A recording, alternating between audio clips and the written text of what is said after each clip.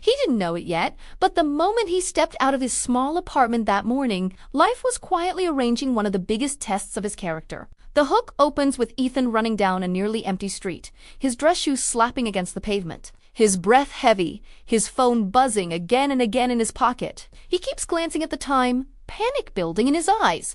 Cut to a woman standing beside a smoking car, waving frantically for help as dozens of cars speed past without slowing down. Ethan sees her, hesitates, and for a split second, the world freezes. A choice stands in front of him. Keep running toward the interview he desperately needs, or stop for a stranger who may cost him everything. What Haido Esni Tino what he can possibly imagine is that this stranger is the key to a future he never thought he'd have. The scene holds on his face, torn and anxious, as the narrator says softly. One act of kindness can rewrite a lifetime. The intro expands this moment into Ethan's full world, a young man with quiet dreams and heavy responsibilities. He lives with his aging mother, whose medicine bottles line the kitchen table like fragile reminders that time is not on their side. Bills are piled neatly but painfully on the counter, each one a reminder of how long he's been searching for stable work. Despite everything, Ethan carries a gentle smile, the kind that comes from someone who believes life is still worth trying for. The upcoming interview is more than just a job at his hope. It is stability. It is the moment he's been praying for. Months of unanswered applications, sleepless nights, and silent worries lead to this single morning. He wakes before sunrise, irons his one good shirt, and practices his introduction in the mirror, reminding himself that maybe, just maybe, this time, things will go right. As he steps outside, he feels nervous but determined, unaware that fate has placed a broken-down car in his path, waiting to see what kind of man he truly is. The camera lingers on his hopeful expression, the quiet morning light on his face, and the narrator whispers, "Some opportunities come in suits and ties, and some come disguised as people who need us."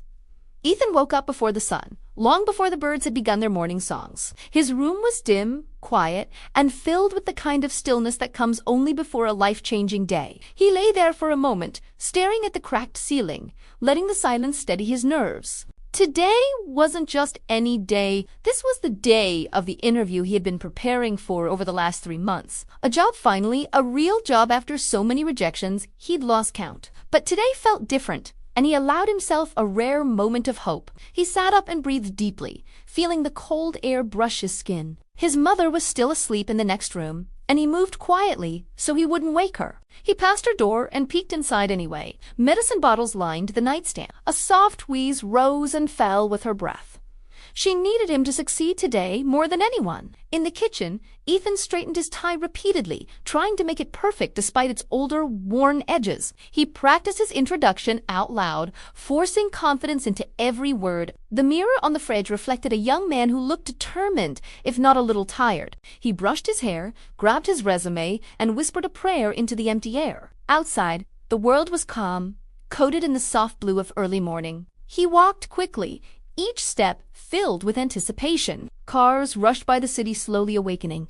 Ethan checked the time, still early, still safe. He had no idea that a single unexpected moment on the road ahead would rewrite everything he thought he knew about fate, effort, and the true meaning of opportunity. Ethan was halfway to the bus stop when he saw the smoke. At first, it was just a faint cloud drifting upward, barely visible against the pale sky. But as he approached the intersection, he could make out a silver sedan pulled onto the shoulder, hazard lights blinking like a desperate plea. Standing beside it was a woman in her mid-40s, pacing anxiously with her phone held in the air, trying to catch a signal. Ethan slowed instinctively. He wasn't the type to ignore someone who needed help, but his mind immediately jumped to the clock, the interview, the traffic, the possibility of losing his only chance. He clenched the resume in his hand, feeling its edges dig into his skin. The woman glanced at him briefly. Her expression was tense, frightened. But she didn't call out. She just looked at him with a mixture of hope and embarrassment, the way people do when they've already asked the world for too much today. Cars passed her without hesitation. Some drivers stared, some didn't bother, but all of them kept moving. Ethan felt a familiar tug in his heart, that quiet voice urging him toward compassion. He took a step toward her, then stopped. His phone buzzed, a reminder of the interview. 40 minutes left. He looked at the woman again. Her hands trembled as she examined her engine, clearly overwhelmed. Her hair was wine-tossed, her expression edged with frustration and fear. Ethan exhaled slowly. Every practical thought told him to walk away. But that wasn't who he was, and whether he knew it or not, life was waiting to see which part of him he would listen to. He stepped toward her, clearing his throat gently. "Ma'am, do you need help?" The woman turned with visible relief when she heard his voice. "Oh, thank goodness. My car just died out of nowhere. I'm late for a meeting, and my phone won't get any signal." Her frustration cracked into helplessness. Ethan gave a small nod and approached the hood, placing his resume carefully on the trunk to avoid wrinkling it. He checked the time again, 37 minutes. If the bus arrived on schedule, he could still make it. But helping her even for a few minutes meant risking everything. Still, he lifted the hood with practiced familiarity. He had fixed enough old engines with his father years ago to recognize trouble quickly. Steam hissed upward. The smell of burnt oil lingered in the air. Ethan rolled up his sleeves and inspected the coolant levels, the battery terminals, the belts, simple things that could cause sudden failure. The woman hovered beside him, wringing her hands. "I'm so sorry to trouble you," she said softly. "You look like you're in a hurry." Ethan forced a reassuring smile. "It's okay. I'll do what I can." 5 minutes passed. Then 10, he managed to diagnose the issue on overheated engine caused by a failing belt. He couldn't fully repair it on the roadside, but he gave her enough temporary help to get the car running again. His shirt clung to his back with sweat, and his fingers were coated in grease, but the engine finally sputtered back to life. His phone buzzed again, another reminder. He swallowed hard. He had 22 minutes left, barely enough. The woman reached for her wallet. "Please, let me pay you." He shook his head firmly. "No payment. Just drive safely." She looked at him strangely, as if trying to understand him. Ethan didn't wait for more words. He grabbed his resume, now smudged with dirt, and sprinted toward the bus stop. Ethan arrived at the company building breathless, shirt wrinkled, shoes dusty. The bus ride had been agonizingly slow, each red light a reminder of the minutes slipping away. When he burst through the glass doors of the lobby, the clock above the reception desk glared back at him. He was 30 minutes late. He hurried to the counter, apologizing between gasps. I'm here for the 11 o'clock interview," he said, holding out his resume with a shaky hand. The receptionist didn't even glance at it. "Name, Ethan Collins." Her fingers clicked across the keyboard. She paused, frowned slightly, then looked up at him with polite regret. "I'm sorry, Mr. Collins. The interview panel has already moved on to the next candidate. They're fully booked for today." Ethan's stomach dropped. "Is there any chance, any way I could still speak to them? Even for 5 minutes?" She shook her head gently. "The schedule is strict. I can put you on the list for next month, if you'd like." Next month? A lifetime away? His mother's medicine wouldn't wait. The bills wouldn't wait. Reality pressed down on him like a collapsing roof. He swallowed the ache rising in his chest and nodded. "Yes, please put me on the list." He walked out of the building slowly, each step heavier than the last. The city noises blurred around him. His thoughts spiraled. He had given up his one shot. For what? A stranger's car? A good deed no one would ever know about. But deep down, even in disappointment, he knew he couldn't have done otherwise. He had chosen kindness, even when it cost him the opportunity he needed most. He just didn't know that the world had been watching. Meanwhile, miles away in a sleek high-rise office, the woman Ethan had helped walked through double glass doors. Her assistant rushed to her with a stack of folders, but she raised a hand gently. "Not yet," she said. "I need something checked first." She sat at her desk, large, elegant, with a panoramic view of the city. This was Grace Whitmore, the CEO of Whitmore Industries, one of the fastest-growing companies in the region. The very company Ethan had applied to? Her assistant watched her curiously. "Is everything all right, ma'am?" Grace leaned back, recalling Ethan's face, the sincerity in his eyes, the quiet humility in his voice, the urgency he never once mentioned. "This morning," she said, "my car broke down on the highway. A young man helped me. He looked like he was on his way somewhere important, and I delayed him."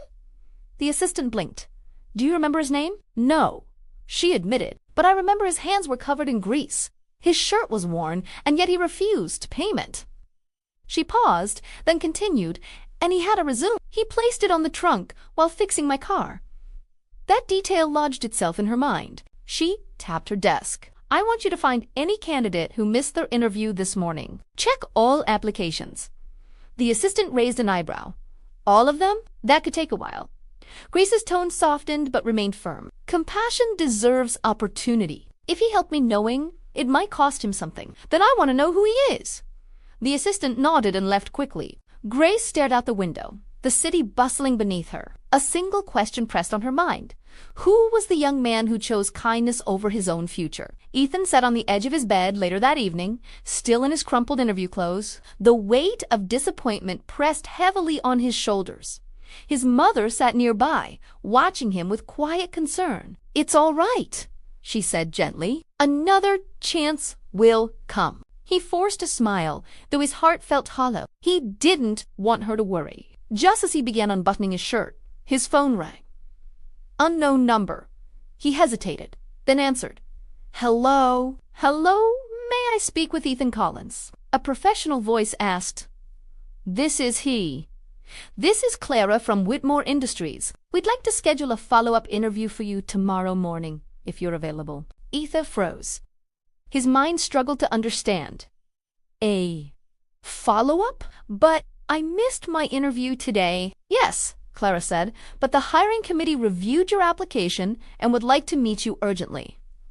"Urgently?" Ethan blinked in shock. "Yes, I can be there." "Excellent. 9 a.m. sharp. Please check in at the executive floor." Executive floor. The words didn't sound real. After the call ended, Ethan stared at his phone as if it were a miracle. His mother's face brightened. See, things happened for a reason. He nodded slowly, confusion swirling in his mind. Why had they called him back? Why so urgently? Something didn't fit, but he wasn't about to question a blessing. That night, Ethan laid out his clothes carefully, cleaned his shoes, rewrote his resume, and rehearsed his answers again. He barely slept. Hope, fear, and curiosity tangled in his chest. Tomorrow would bring answers. He just didn't know how life-changing those answers would be. Ethan arrived early the next morning, nerves buzzing through him like electricity. The executive floor looked nothing like the lobby from yesterday. It was quiet, polished, lined with modern art and large windows. He felt underdressed, out of place, but he stood tall anyway. A receptionist directed him to a conference room. Inside were 3 interviewers wearing formal suits. They looked up as he entered. "Mr. Collins," one of them said warmly, "please have a seat." The interview began normally, questions about his background, his skills, his goals. Ethan answered honestly, though the knot in his stomach stayed tight. There was something unusual in their expressions, a subtle curiosity he didn't understand. Then the door opened. Grace Whitmore stepped inside. The interviewers stood immediately. Ethan followed, unsure why. Grace smiled gently at him, not the polite smile of a CEO meeting a stranger, but something deeper, familiar, almost grateful. "Mr. Collins," she said, taking a seat at the head of the table. "Thank you for coming." He nodded awkwardly. "Thank you for the opportunity." She folded her hands. "I want to ask you a question before we continue. Yesterday morning, did you stop to help a woman with a broken-down car?" Ethan's breath caught. The room grew still. Slowly, he nodded. "Yes, I didn't know who she was. I just wanted to help." Grace's eyes soft. The interviewers exchanged quiet looks. She leaned forward slightly. "That woman was me." Ethan's heart stopped. Realization washed over him in a wave so strong it almost knocked the air from his lungs. Grace continued, "You chose compassion over convenience, character over ambition. That's the kind of person this company needs." The room stayed silent, waiting for her next words. Grace's voice carried a calm authority as she continued speaking directly to Ethan. "I watched dozens of people drive past me yesterday," she said. "You were the only one who stopped, and you didn't stop for recognition or reward. You stopped because it was the right thing to do." Ethan swallowed hard, overwhelmed. I didn't mean to miss the interview. I just couldn't leave you there." "I know," Grace replied gently. "And that decision told me more about who you are than any resume ever could." She turned to the interview panel. "Based on the candidate's qualifications and demonstrated character, I would like to make an offer." The lead interviewer smiled subtly. "We agree." Ethan blinked. "An offer?" Grace nodded. Not just for the position you applied for. I want to hire you as a junior operations coordinator. It's a higher role with better pay and greater growth potential.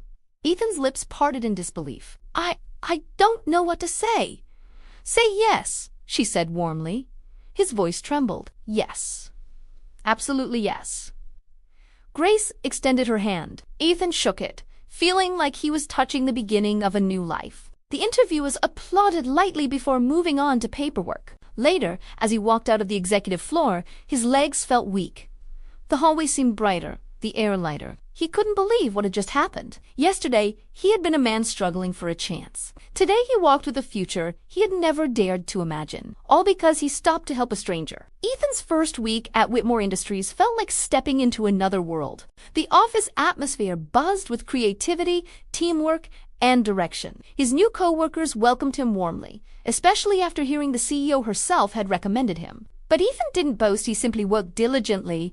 Grateful for the chance, Grace visited his floor occasionally, offering pointers or checking on his progress. She observed his growth with a quiet satisfaction. Ethan, for his part, made sure never to take anything for granted. He arrived early, stayed late, and treated everyone from the security guard to senior managers with the same respect he'd shown her on the roadside. One afternoon, Grace stopped by his desk. "How are you adjusting?" she asked. Ethan stood quickly. "Better than I ever expected. Thank you for everything." She shook her head. "You earned it. You showed kindness when no one was watching. That matters." Her words stayed with him long after she left. Outside of work, Ethan's life transformed. He was able to buy his mother's medicine without worry, pay their overdue bills, and even begin saving a luxury he hadn't had in years. His mother watched him leave for work each morning with pride shining in her eyes. As days passed, Ethan found himself not only thriving professionally, but changing internally. The opportunity given to him because of a single good deed reminded him that the world still held unexpected fairness hidden beneath its struggles. It encouraged him to help others more freely, knowing firsthand how one moment can shift an entire future. He had no idea that another test of compassion was just around the corner, one that would circle him back to the truth he now lived by. Kindness is never wasted. 2 months later, Ethan was driving home after a long but fulfilling day at work when he noticed a car pulled to the side of the road. The hood was open, and a young man stood beside it, frustration written across his face. For a split second, Ethan remembered his own moment months earlier, Grace stranded, him torn between duty and compassion. He pulled over without hesitation. The young man looked up, surprised. "You don't have to stop," he said quickly. "People have been passing me for an hour. I'll figure it out." Ethan smiled softly. "Everyone says that, but no one should have to wait alone." He walked over and examined the engine, asking a few questions before giving the young man a temporary fix just enough to get him safely home. As they closed the hood together, the young man stared at him in amazement. "Why'd you help me? You don't even know me." Ethan remembered Grace's office, her words, her kindness. "Because someone once helped me," he said simply, "and it changed everything." The young man thanked him repeatedly before driving off. Ethan watched the taillights fade into the night, feeling something warm settle in his chest, a quiet affirmation that life had come full circle. When Ethan reached home, he found a message from Grace. "Proud of the work you're doing. Keep being who you are." He smiled.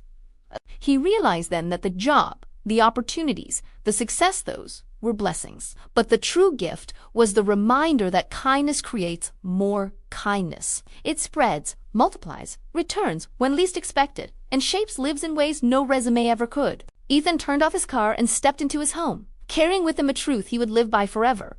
When you choose to help someone, you never walk away empty-handed. In the end, Ethan's story became much more than a tale about a missed interview or a lucky opportunity. It became a quiet reminder of the power hidden inside ordinary moments. He never sought praise, never expected reward. He simply chose to help because that was who he was. Life, in its own unexpected way, saw that choice and answered. Months later, as he walked through the halls of Whitmore Industries with confidence he once only dreamed of, he understood something he couldn't grasp before.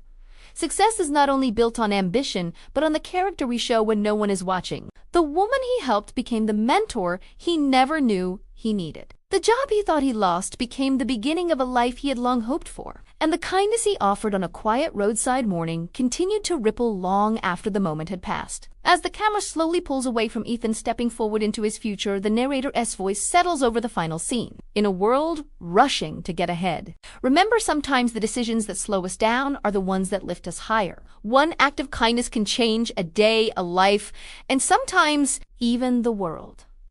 Fade out on Ethan, smiling as he holds the door open for a stranger, proving once again that real success isn't measured by the job you earn, but by the heart you carry with you.